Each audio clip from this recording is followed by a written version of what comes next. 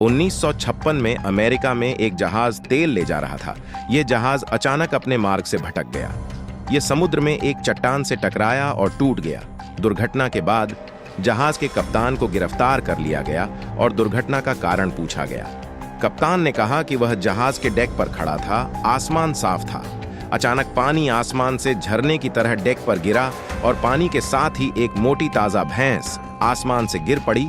भैंस के गिरने से जहाज का संतुलन बिगड़ गया और यह चट्टान से टकरा गया। ये एक अजीबोगरीब तरह की कहानी थी। कोई भी इस कहानी पर विश्वास करने के लिए तैयार नहीं था।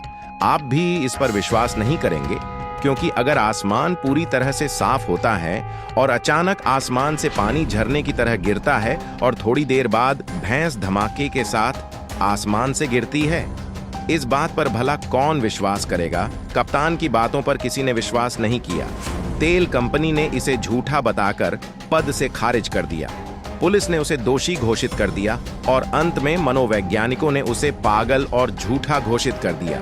कप्तान एक पागल खाने के में 25 साल तक रहा और इस कैद के दौरान वह वास्तव में पागल हो गया। ये कहानी का एक पक्ष था और जो लोग इस पक्ष को देखेंगे, सुनेंगे और पढ़ेंगे, वे इस कप्तान को पागल या झूठा कहेंगे। अब आप इस कहानी का दूसरा एंगल देखें और इस एंगल के अंत में आप इस कप्तान को दुनिया के सबसे पीड़ित व्यक्ति के रूप में देखेंगे।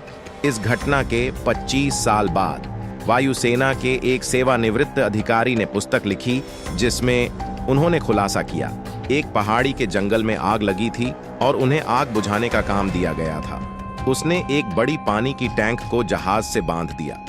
वह उस टैंक को तालाब व झील में डुबाकर भर लेता, जंगल के ऊपर जाता और आग पर पानी गिरा देता।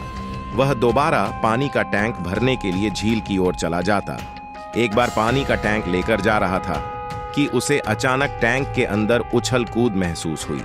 उसने महसूस किया कि टैंक के अंदर कोई जीवित वस्तु चली गई है और यदि वह टैंक नहीं गिराता है तो वस्तु के कूदने के कारण उसका जहाज गिर जाएगा। उसने तुरंत टैंक खोला, पानी झरने की तरह नीचे की ओर गिरा और इसी के साथ भैंस जहाज के डेक पर गिर गई। अब आपको कहानी के इस पहलू को पहले एंगल से जोड़ देना चाहिए। आप देखेंगे कि पूरा दृश्य बदल रहा है। इसलिए याद रखें कि जब तक आप दूसरे पक्ष की स्थिति नहीं सुनेंगे, तब तक हमें उसे दोषी नहीं मानना चाहिए।